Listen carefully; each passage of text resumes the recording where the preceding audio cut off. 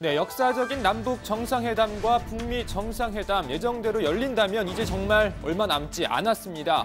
남북한과 미국은 물론이고 중국, 일본, 러시아 등등 이 주변국들도 더욱 분주해진 모습입니다. 큼직큼직한 일들이 동시다발적으로 벌어지고 있는 상황이라서 지도를 보면서 하나하나 정리를 해보겠습니다. 우선 북한 이야기부터 해볼까요? 북한이 오늘 최고인민회의를 열었습니다. 굳이 급을 맞춰본다면 우리의 국회와 비슷한 건데요. 북한 헌법상으로는 국가 최고 지도기관입니다.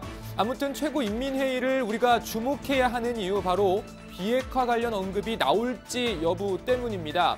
특히 현재 북한 헌법 서문에 들어가 있는 핵 보유국 지위 문구를 삭제할 것인지가 관심입니다. 당장 가능성이 그렇게 크지는 않지만 만약 실제로 삭제가 이뤄진다면 비핵화 논의가 더욱 속도가 붙을 것으로 보입니다.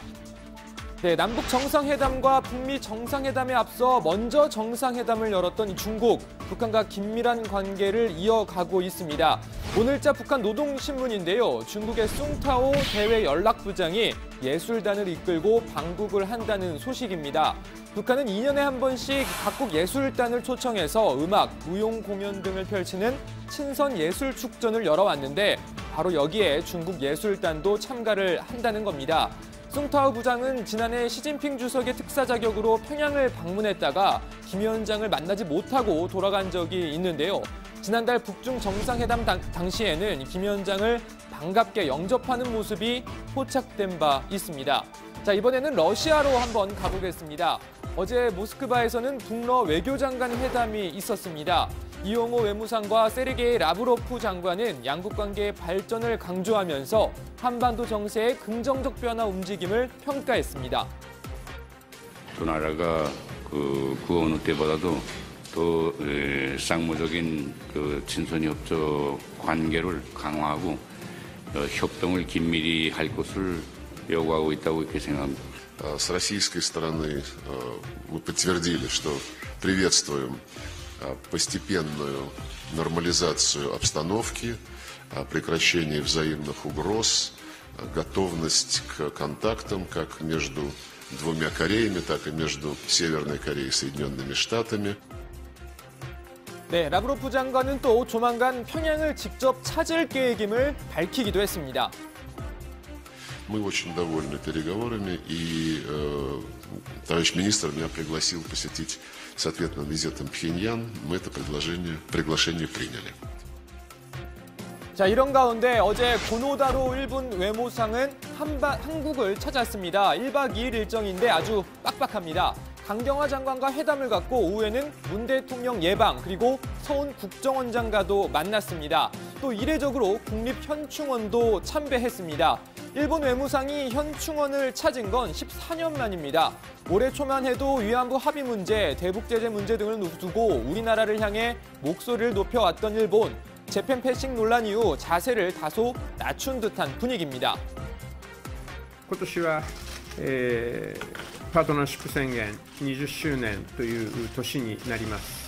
ワシントンで、学生時代に当時ワシントンにいらっしゃったキム・デジュンさんに、お食事をご馳走になったことを懐かしく思い出しております。二国間の関係を未来志向でしっかりと前へ進めていくそんな一年にぜひしてまいりたいと思います。 네, 미국에서는 북미 정상회담에서 비핵화 의제를 강조하는 언급이 재차 나왔습니다. 미국 국무부 헤더 노어트 대변인 브리핑입니다.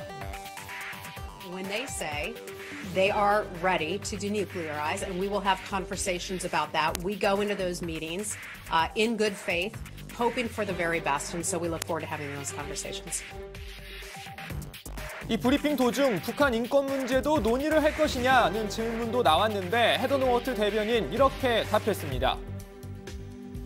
Typically, when we have the opportunity to sit down and talk with countries where we have tremendous differences, that is something that does come up. I imagine that would come up as well. However, denuclearization of the Korean Peninsula, which is something that Kim Jong-un said that he is willing to abide by and willing to work toward. I think that is obviously the top conversation.